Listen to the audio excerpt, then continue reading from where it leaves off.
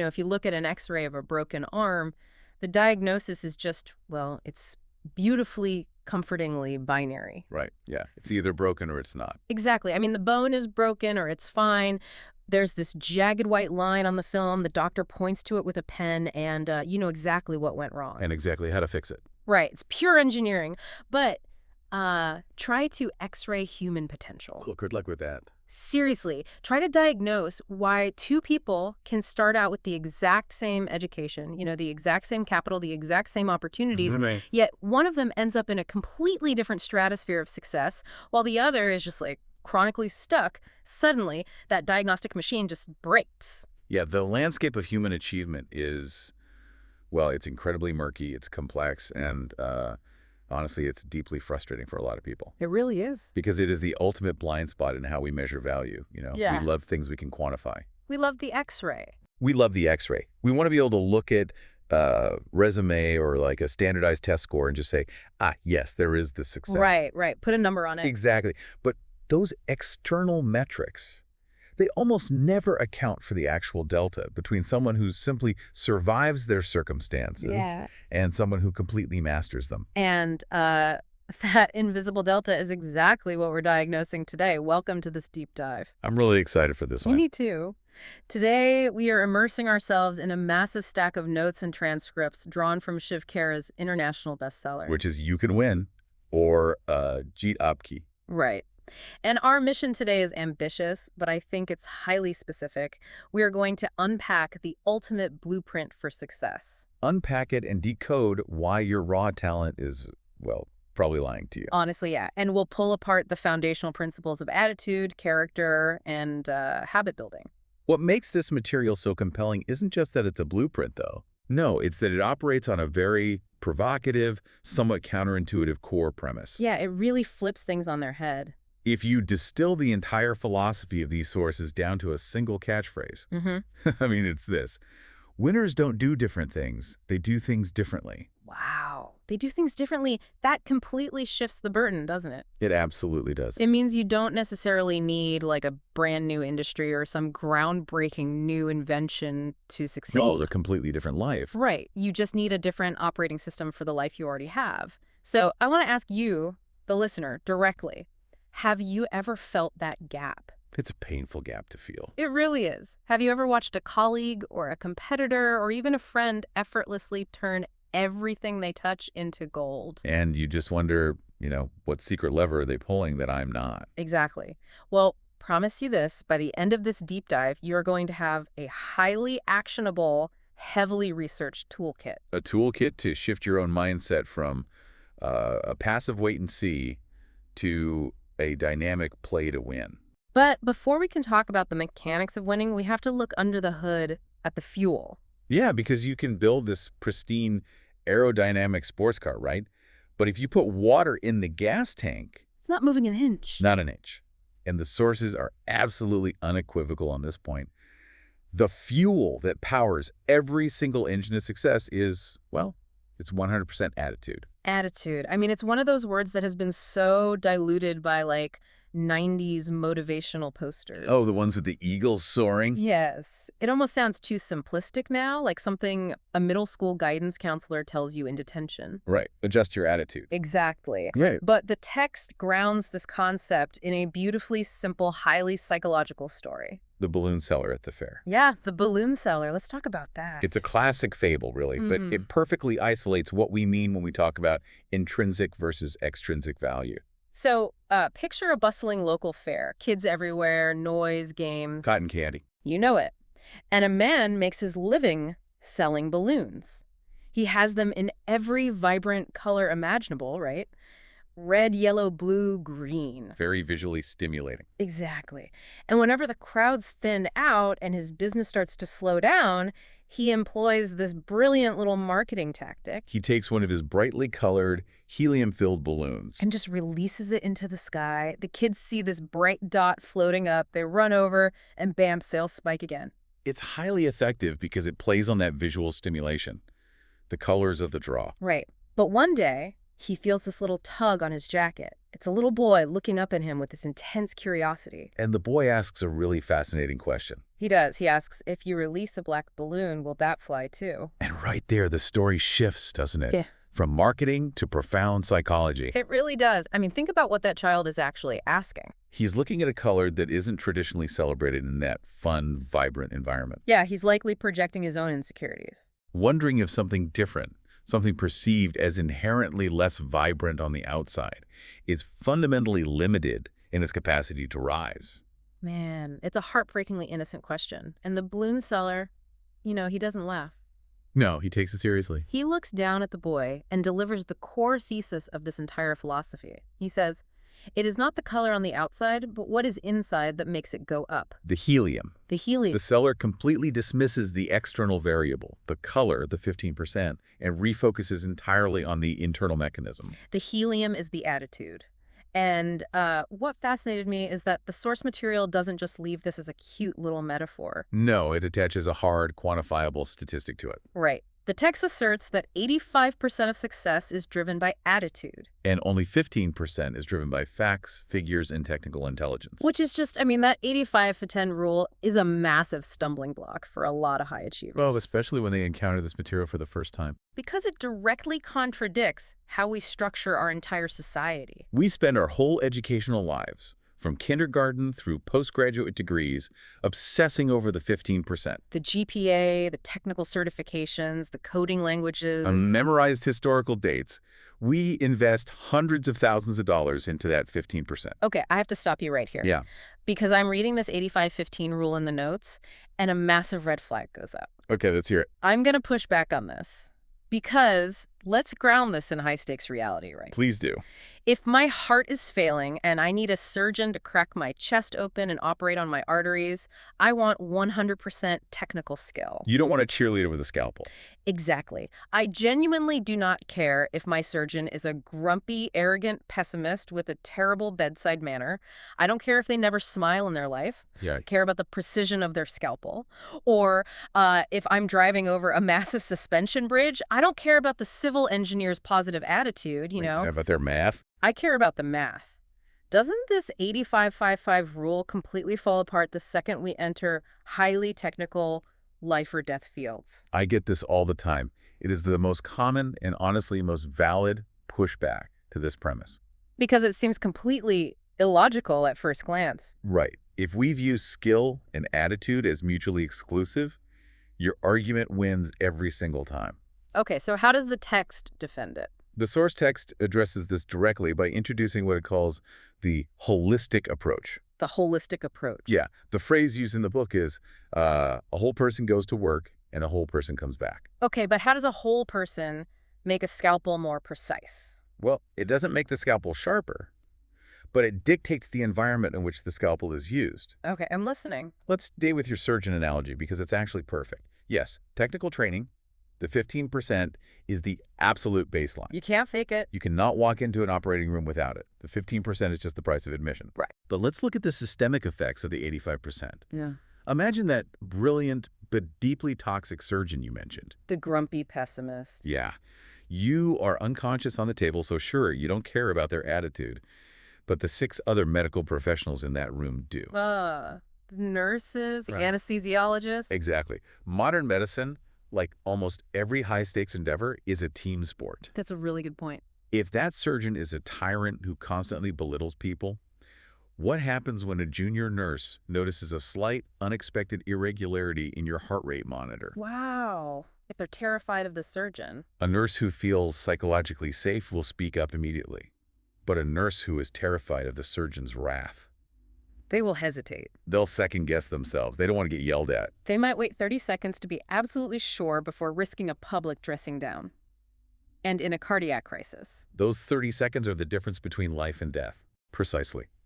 So the toxicity creates a bottleneck for the technical skill.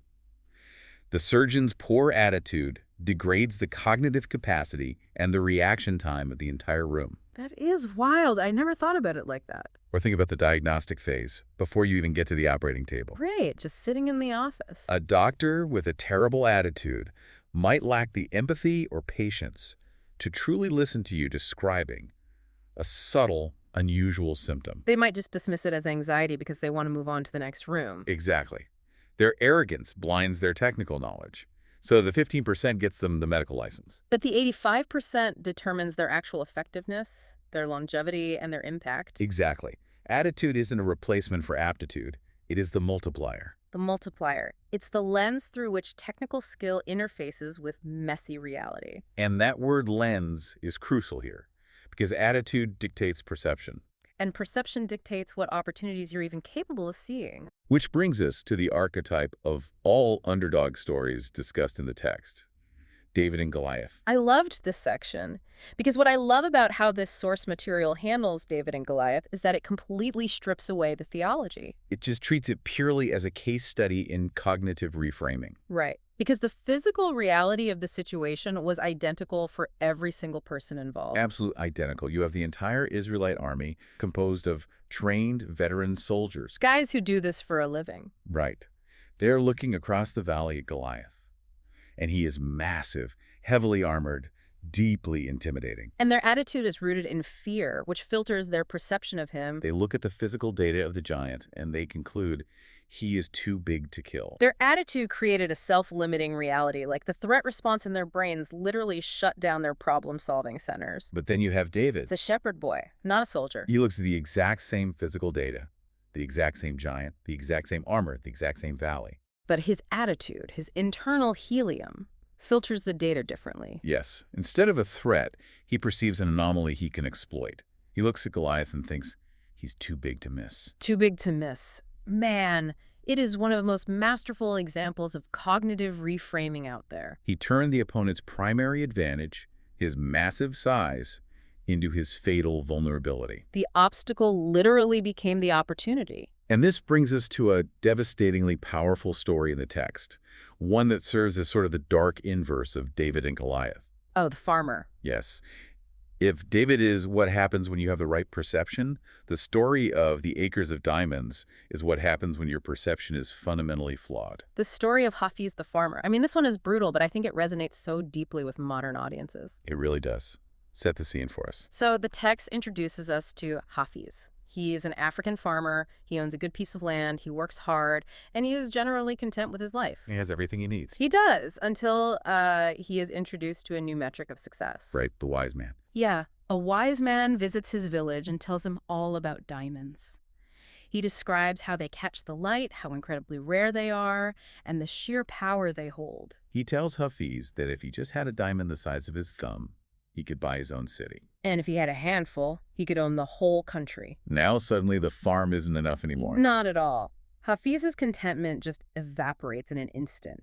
He becomes consumed by the gap between what he has and what he suddenly desires. So he makes a drastic decision. He sells his beautiful farm, he leaves his family in the care of others, and he sets out to find diamonds. He travels all across the African continent. Nothing. Nothing. He crosses into Europe, traveling for years, desperately searching. Burning through his money. His youth, his health, everything. Until finally, years later, penniless, physically broken, and utterly devoid of hope, he stands on the edge of a river in Spain and throws himself in. A really tragic end to a relentless pursuit. It is. But here's where the source text delivers the absolute gut punch. The narrative shifts back to the man who bought Hafiz's farm. The new owner, who is just going about his daily chores. Exactly. He is watering his camels at a small stream that runs directly through the property. And as the water ripples, he notices something. He sees a strange flash of light coming from the riverbed. He reaches down and pulls out a rock. It's not particularly beautiful on the outside, but it has this crystalline quality that catches the sun. He thinks it looks interesting, so he just takes it inside and puts it on his mantelpiece as a decoration. And sometime later, that exact same wise man who spoke to Hafiz comes back to visit the farm. He walks into the house, sees the rock on the mantel, and just freezes. He asks the new owner, "Is Hafiz back?" The owner says, "No, why?" And the wise man says, "Because that is a diamond. I know one when I see it." And the owner laughs. He says, "No, it's just a sparkly rock I found in the stream outside. There are thousands of them out there." Thousands of them? They rush outside, start digging in the stream bed, and discover that they are standing on what would become one of the most prolific, massive diamond mines in the history of the world.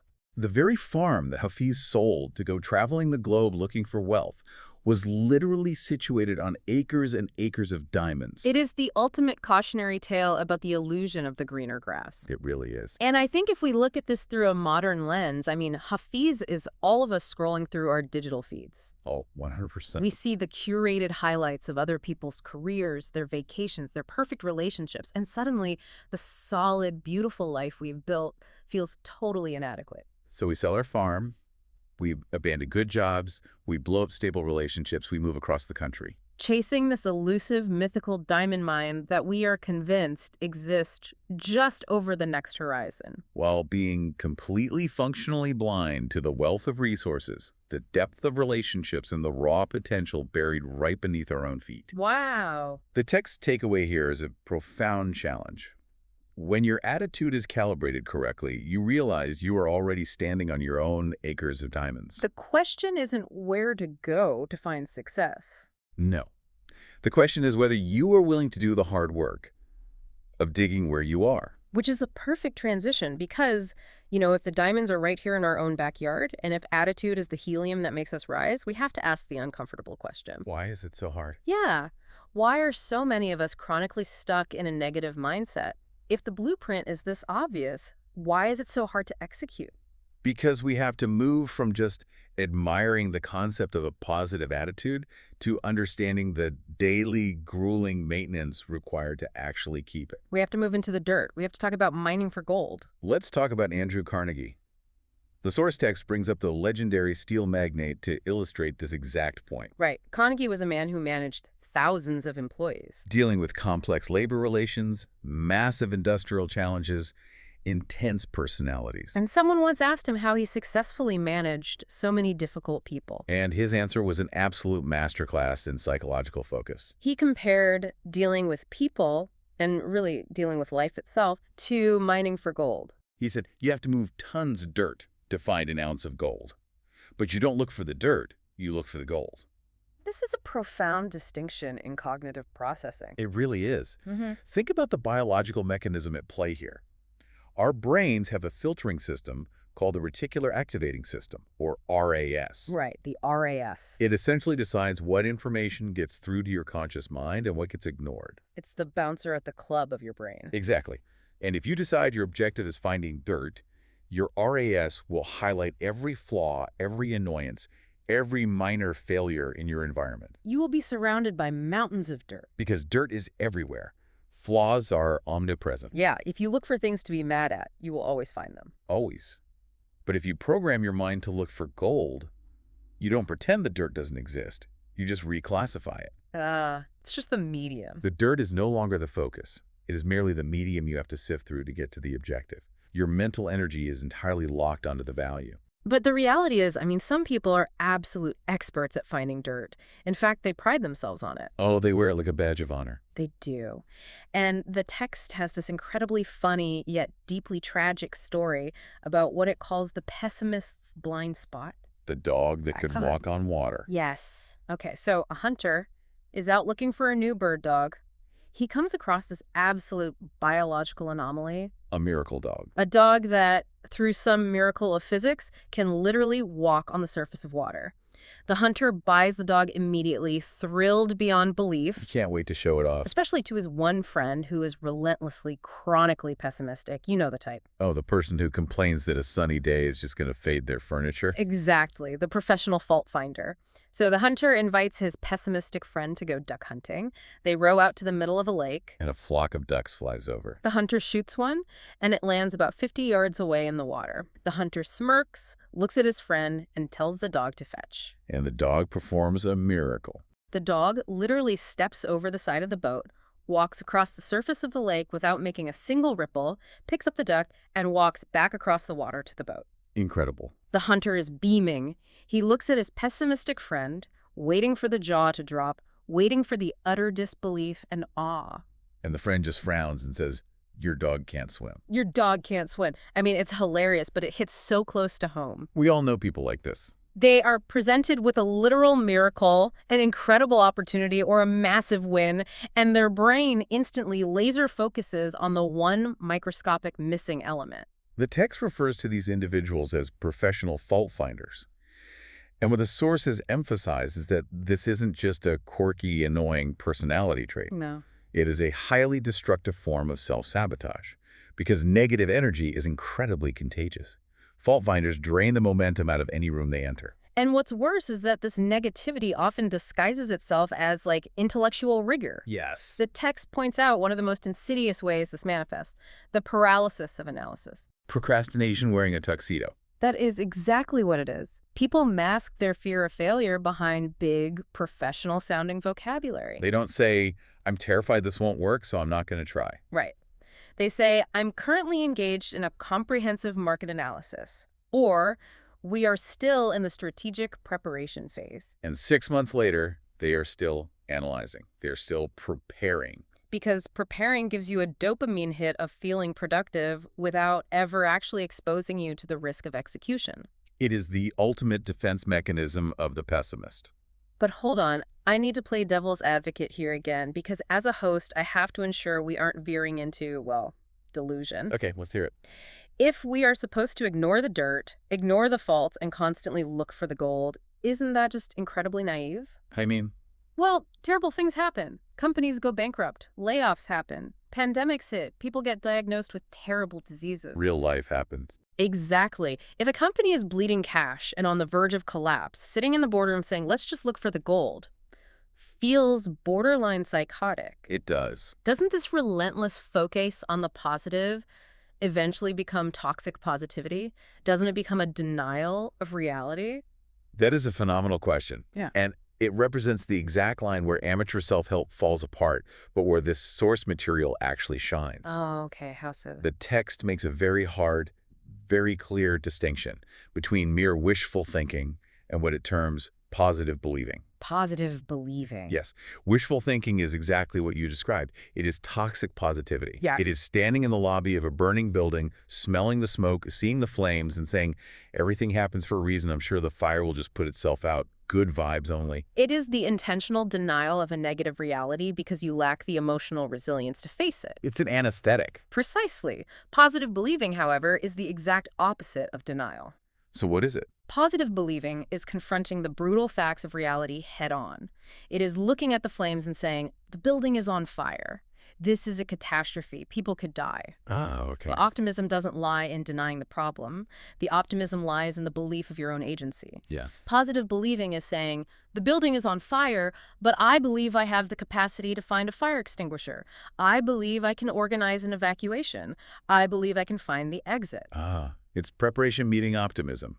It's the Stockdale paradox. You accept the grim reality of the situation, but you never lose faith in your ultimate ability to navigate it. Exactly. Wishful thinking paralyzes you. Positive believing mobilizes you. It is an active, fiercely solution-oriented stance. But here is the harsh truth. If you mobilize, if you break out of the paralysis of analysis and you actually take action based on positive believing, you are inevitably going to encounter failure. You are going to try to put out the fire, and you might get burned. Which leads us perfectly into the next major phase of our deep dive, the crucible of struggle. And how the sources insist we have to completely, radically redefine what failure actually is. Because the moment you start taking action, failure is no longer a possibility, it is a mathematical certainty. Yeah. The differentiating factor of a winner isn't that they avoid failure, it's how they process that failure cognitively, ensuring it doesn't corrupt their attitude. There is a story in the text, a biology lesson really, that illustrates the necessity of struggle better than almost anything else I've read. The cocoon. Right. So imagine a biology classroom.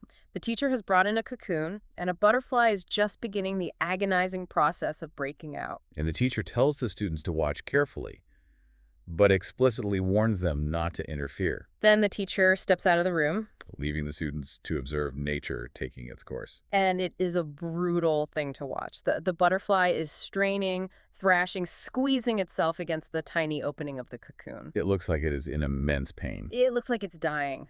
One student, overwhelmed by empathy and compassion, decides to help. He takes a tiny pair of scissors and carefully, gently snips the cocoon open, widening the hole. The student removes the friction. Exactly.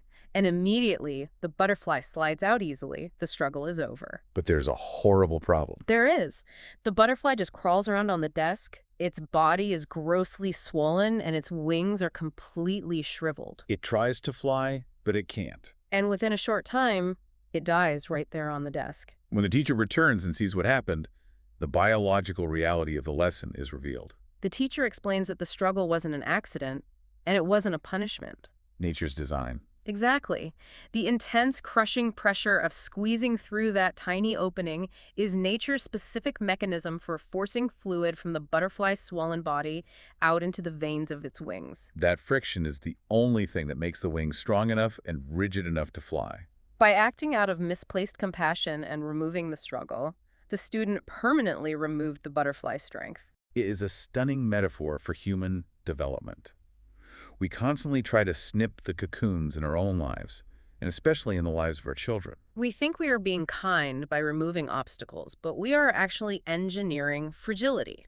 It instantly makes me think of strength training. Oh, that's a perfect analogy. You cannot build physical muscle by lifting air. You have to put a barbell on your back that is heavy enough to literally tear your muscle fibers. It hurts. It hurts. It is, biologically speaking, a microfailure of the muscle tissue. Your body cannot handle the load, so it breaks. But in the recovery phase, the body responds to that trauma by building the tissue back denser and stronger than it was before. Hypertrophy. Yes. The sources are essentially arguing for character hypertrophy.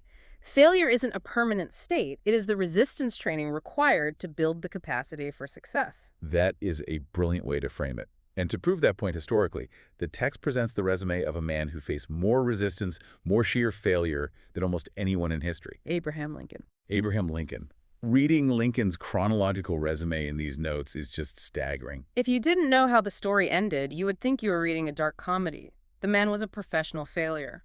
Let's look at the timeline the text provides. It starts early. It does. He failed in business at age 21, a total collapse. The next year, at 22, he ran for the state legislature and lost. At 24, he tried business again and failed again, accumulating massive debt. Then the tragedy becomes deeply personal. His fiancée, Anne Rutledge, died when he was 26. Right. And the grief was so profound that at age 27, he suffered a complete nervous breakdown. He was bedridden. But he recovers, and he keeps going. At 34, he ran for Congress and lost. At 45, he ran for the United States Senate and lost. At 47, he tried to get the vice presidential nomination and failed. At 49, he ran for the Senate again against Stephen Douglas and lost again. I mean, any rational, sane human being would have stopped at the nervous breakdown. Or at least after the third or fourth highly public, humiliating political defeat. You would look at that track record and conclude, the universe is telling me to stop. But Lincoln processed every single one of those failures, not as a stop sign, but as the friction of the cocoon. He was decoupling his identity from the outcomes. He was forcing fluid into his wings. And finally, at age 52, after a lifetime of crushing defeats, he was elected President of the United States. He became the man he became because of the failures, not in spite of them. And we see the exact same cognitive mastery of failure in another historical giant featured in the text, Thomas Edison. Oh, the story of the factory fire.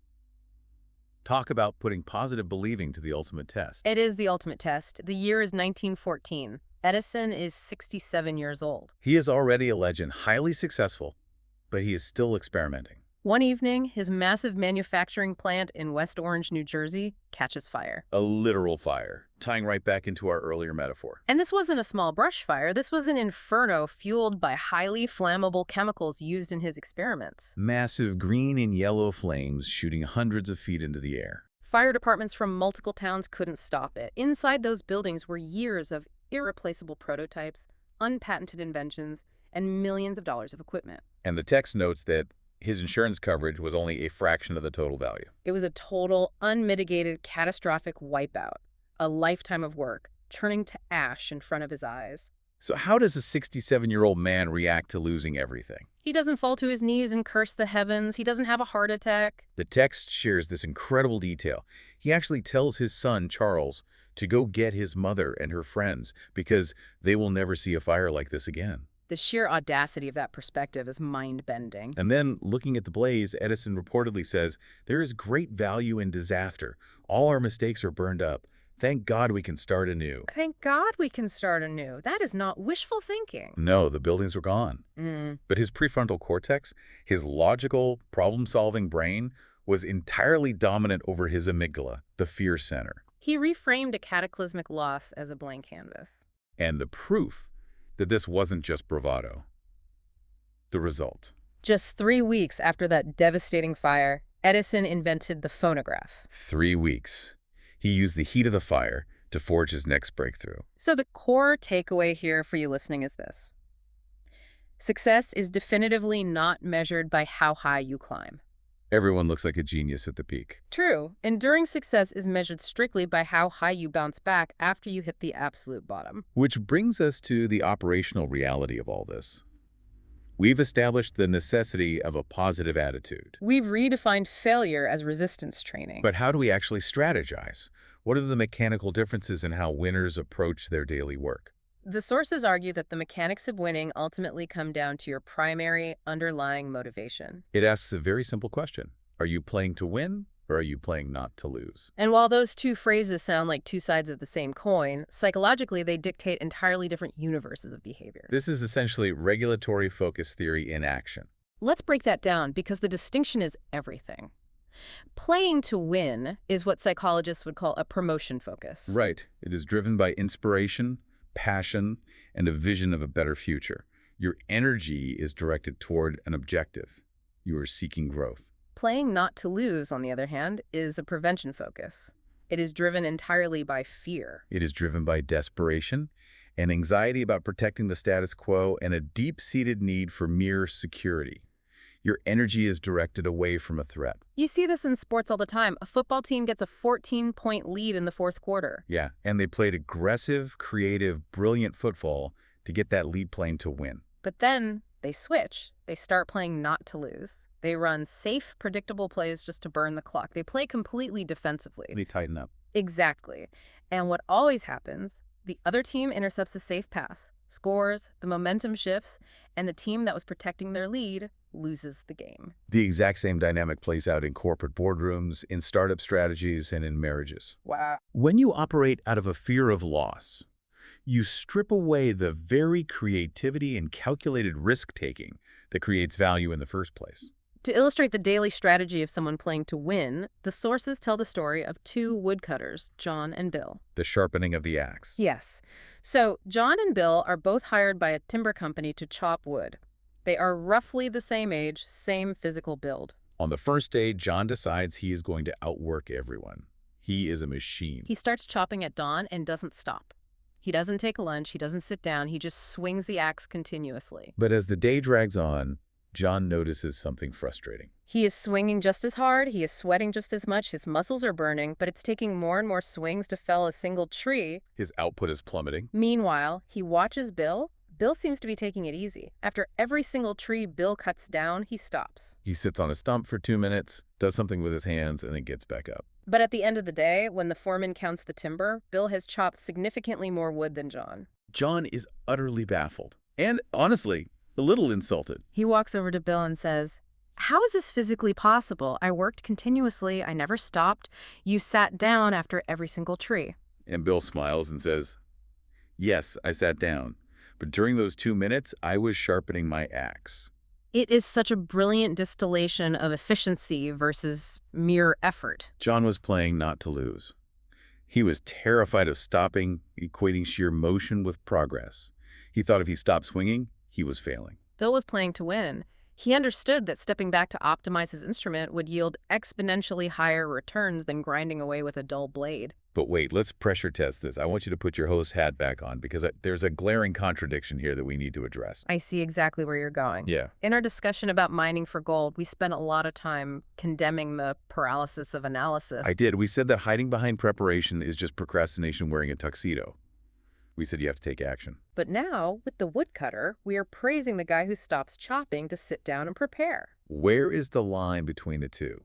Because sharpening the axe sounds exactly like what a procrastinator would say they're doing while avoiding work. It is a fantastic catch, and identifying the line between the two is the crux of high performance. The difference lies entirely in the measurability and the intent of the outcome. Procrastination is avoiding the work entirely. Sharpening the axe is optimizing the capacity to do the work. Optimizing versus avoiding. Exactly. When the procrastinator is preparing, they are engaged in diffuse, open-ended activities that don't directly impact execution. They are organizing their email folders. They're reading their 14th article on market trends without writing a single line of code. It feels like work, but the blade isn't getting any sharper. It's fake friction. Yes. But when Bill takes his 2 minutes, he is engaged in a highly specific, targeted, and closed-loop action that directly and measurably increases the efficiency of his primary task. True preparation, whether that is formal education, deliberate skill rehearsal, or even adequate physical rest and sleep, makes the next swing of the axe physically sharper. The procrastinator stops swinging because they're afraid of missing the tree. The axe sharpener stops swinging so they can cut through the tree in half the time. That distinction is incredibly clarifying. The axe sharpener is taking absolute ownership of their output. They aren't blaming the wood for being too hard.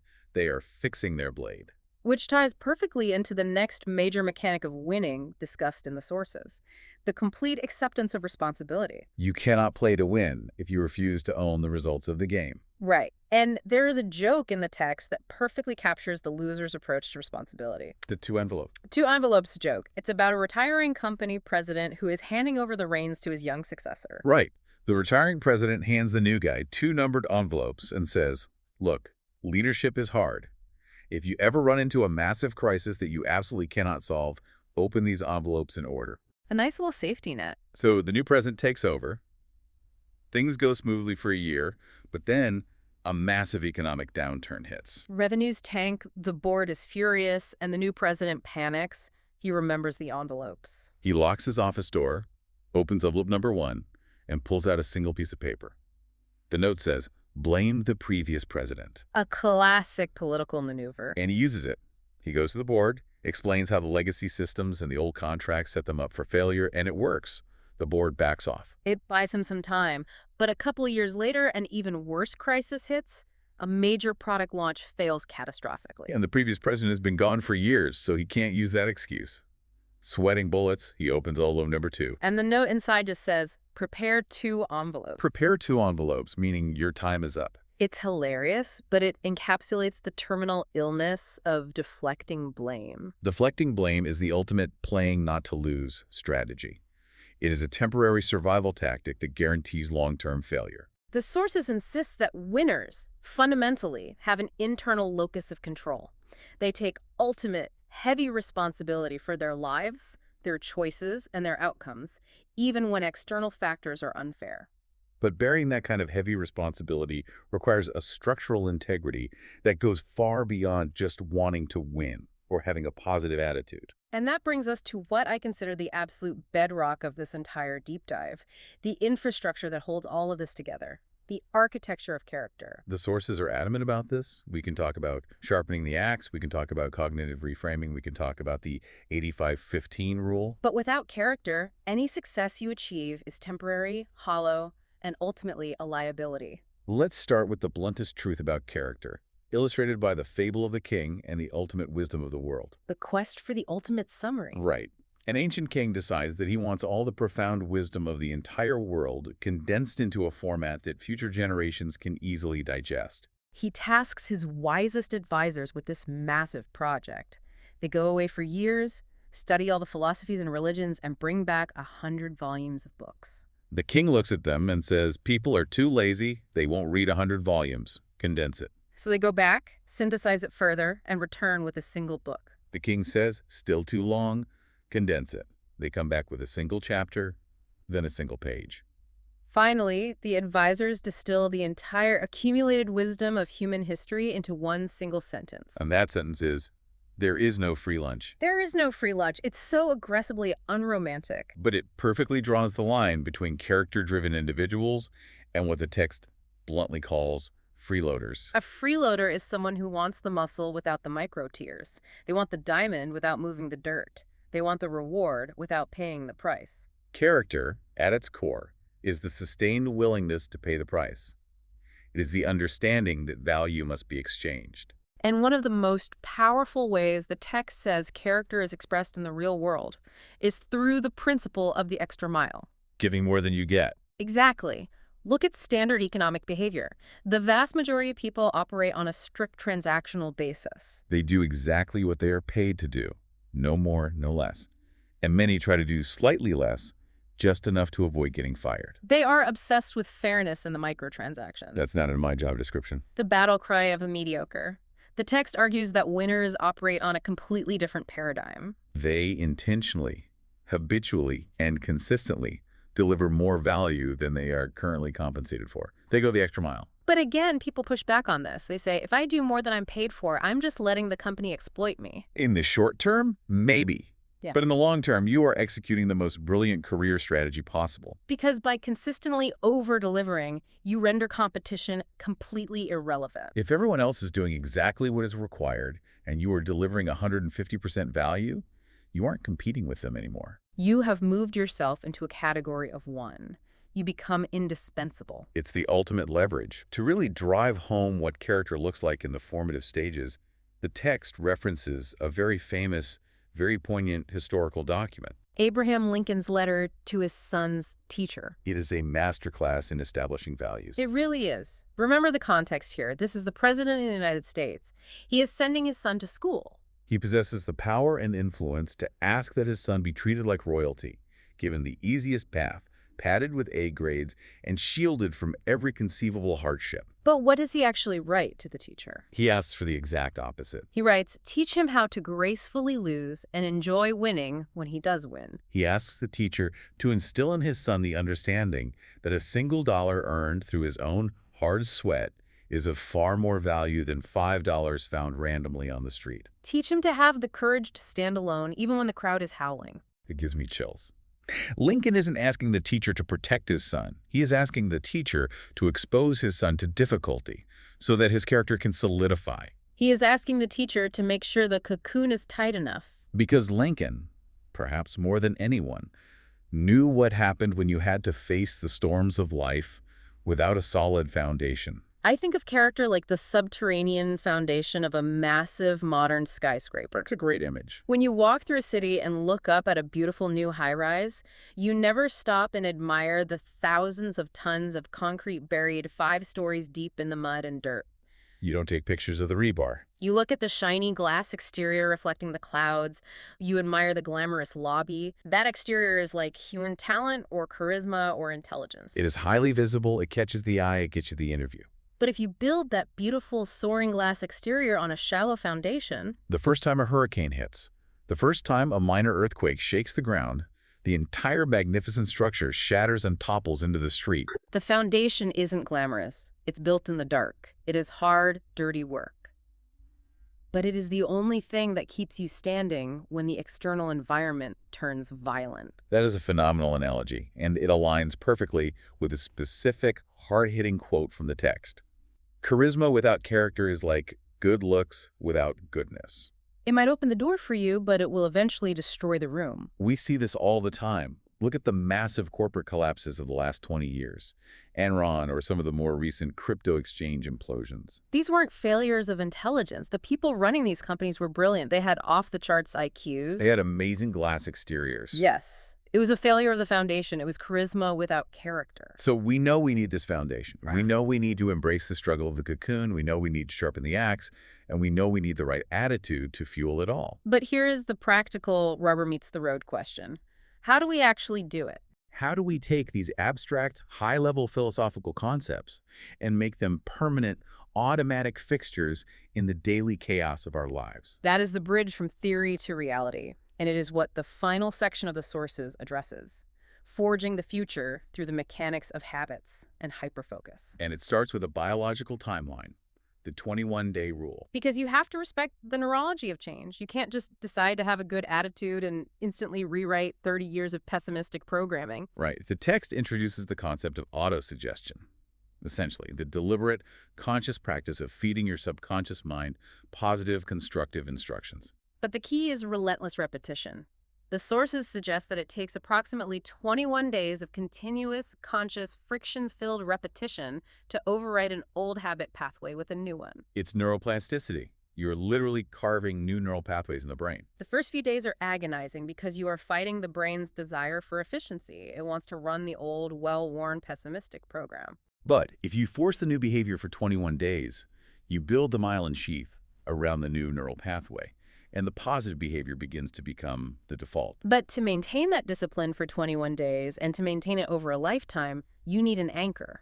You need an intense, almost uncomfortable level of focus. And the text provides a beautiful ancient Indian story about an archery lesson to illustrate exactly what this kind of focus looks like. The sage and the disciples. Right, so an ancient revered sage is teaching his students the art of archery. They are in a forest, and he places a small wooden bird high up in the branches of a tree as the target. He calls the first disciple up to the line, tells him to draw his bow, and then asks him a simple question. What do you see? The first disciple looks down the arrow and says, I see the vast tree, I see the thick branches, I see the green leaves, I see the blue sky behind it, and I see the wooden bird. The sage immediately tells him to lower his bow and step down. He doesn't even let him take the shot. Because his attention is scattered. Exactly. Then the sage calls the second disciple to the line.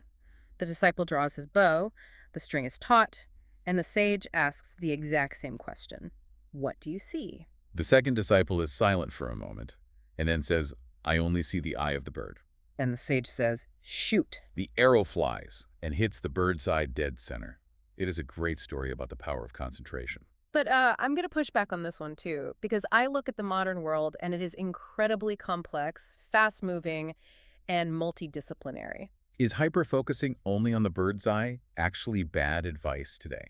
Don't we constantly hear that we need to be adaptable? Don't we need to see the whole tree, the wind direction, the economic climate to understand the context of the environment we are operating in? If you only see the bird's eye, aren't you going to get blindsided by a falling branch? It is a very valid, very modern concern, the fear of overspecialization. But the text anticipates this exact pushback and counters our modern obsession with being well-rounded with another highly satirical fable, The Animal School. Oh, The Animal School. This story is brilliant. It perfectly dismantles the myth of adaptability.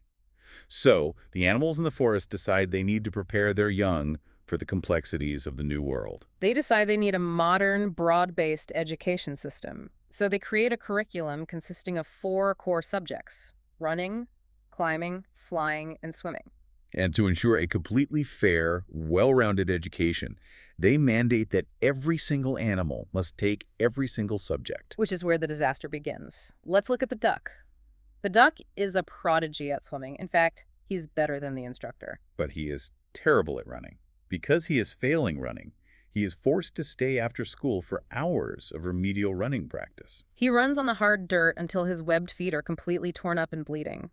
And because his feet are now damaged, he drops to only being average at swimming. But average is acceptable in the school, so nobody worries about it. The tragedy of the average, and it happens to everyone else. The eagle is a natural, majestic flyer, but he is considered a problem student because he refuses to climb the tree the normal way. He just flies to the top. So they force him to practice digging holes like a badger, which breaks his beak and damages his wings. The fish, obviously, is utterly traumatized because he is forced to try and climb a tree. It is absurd when you frame it with animals.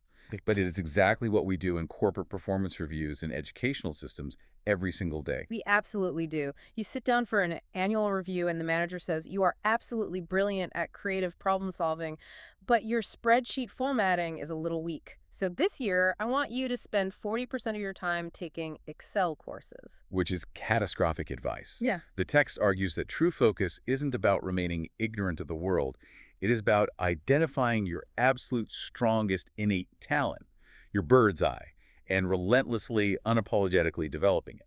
It is about refusing to dilute your specific genius by spending all your precious energy trying to become perfectly average at your weaknesses. So find the eye of your bird and ignore the branches. Focus on your strengths and partner with other people to manage your weaknesses. Exactly. Find a duck to swim, find an eagle to fly. Don't force them to switch roles. Oh, yeah. Okay, so if we execute all of this, if we find our focus, if we build our character, if we maintain our attitude and weather the failures, what is the ultimate point? What does all this effort actually lead to? The sources conclude the entire philosophical framework by looking beyond the individual. They elevate the conversation to the concept of legacy. Because true success, according to this text, cannot be contained within a single lifetime. It is inherently tied to what you leave behind for others. There are two stories here that just perfectly emotionally wrap up the entire ethos of the book. First is the starfish story. We've all heard variations of it, but when you view it through the lens of everything we've just discussed, it takes on a new weight. It becomes a lesson in managing the overwhelm of the world. Exactly. An old man is walking down a beach after a massive storm. The beach is littered with tens of thousands of starfish that have washed up on the sand. They are stranded, and as the sun rises, they are going to die. Far in the distance, he sees a young boy walking along, bending down, picking something up, and throwing it into the ocean. As he gets closer, he realizes the boy is throwing the starfish back, one by one. The old man walks up to him and says, "Son, what are you doing? Look down this beach. There are miles of sand and hundreds of thousands of starfish. You can't possibly save them all. You can't possibly make a difference." The voice of the professional fault finder. The paralysis of analysis. The old man is looking at the magnitude of the dirt and concluding that the effort is pointless. But the boy doesn't argue. He just bends down, picks up another starfish, throws it into the crashing waves, and looks at the old man. It made a difference to that one. It is the ultimate antidote to amygdala hijack. When we look at global issues or massive systemic problems, our brains freeze. We think, if I can't fix the whole system, I won't do anything. The boy is shrinking the change. He is executing his values within his immediate sphere of influence, ignoring the scale of the problem and focusing purely on the action he can control. You don't have to save everyone to be a winner. You just have to act. And that localized action leads us directly into the final beautiful poem shared in the sources, about an old man building a bridge. This is where character and legacy merge. The poem describes an old man traveling a lone highway. He comes to a massive, deep, dangerous chasm with a rushing, violent river at the bottom. It is twilight, the day is ending, and the old man is tired, but he manages to cross the chasm safely. But instead of continuing on his way to his warm bed, he stops. He turns around, gets out his tools, and starts the arduous work of building a sturdy wooden bridge across the gap he just survived. A fellow traveler comes along and asks him what on earth he is doing. The traveler points out the obvious logic. You have already crossed the chasm safely. You are old. Your journey is nearly at its end. You are never going to pass this way again. Why are you wasting your final hours building a bridge you will never use? It's the ultimate transactional question. There is no free lunch. There is no immediate ROI for the old man. But the old man replies, "Good friend, in the path I have come, there follows after me today a fair-haired youth whose feet must pass this way. This chasm, which was nothing to me, might be a fatal pitfall for him in the dark. He too must cross in the twilight dim. I am building the bridge for him." That is the zenith of human character, taking the immense strength you've gained from the agonizing struggle of your own cocoon, taking the sharpness of the axe you spent years grinding, taking the gold you painstakingly sifted from the dirt, and using all of it to ease the path for the person walking blindly behind you. Okay, let's take a breath and unpack the massive terrain we've just covered today. We started with a very specific mission, to decode the blueprint for success based on Shiv Khera's You Can Win. And we found that the X-ray machine is broken for a reason. Success is never an accident of birth or a purely technical phenomenon. It is a daily, heavily disciplined choice of perception. It is the choice to deliberately tune your mind to find the gold in the dirt, rather than complaining about the mud on your shoes. It is the choice to embrace the painful friction of the cocoon, knowing it is the only biological mechanism that gives you wings. It is the choice to stop mindlessly hacking away in a panic, and instead sit down and sharpen your axe. And above all, it is the choice to pour concrete in the dark, to build a sturdy, deep, unshakable foundation of character, even when no one is looking at the rebar. Which brings us to a final, provocative thought to leave you with. A thought drawn directly from the ethos of this entire deep dive, but phrased as a direct challenge to you, wherever you are listening to this right now. What kind of bridge are you building today? The world is absolutely full of people standing on the edge of deep chasms, complaining about the rushing water, waiting for someone else, the government, or their boss, to build a way across. Are you going to sit by the river and analyze the impossibility of the crossing? Or are you going to pick up your sharpened axe and start laying down planks for the person walking behind you? Because that is the invisible delta. That is what separates the winners. They don't magically do different things. They do the hard, necessary things differently. Exactly. So we circle back to the very beginning. You cannot photograph an attitude. You cannot take an MRI of character. The waters will always be muddy. But just because you can't see the foundation from the street doesn't mean it isn't the only thing holding the entire skyscraper up. Thank you for joining us on this deep dive. Go out there and do things differently.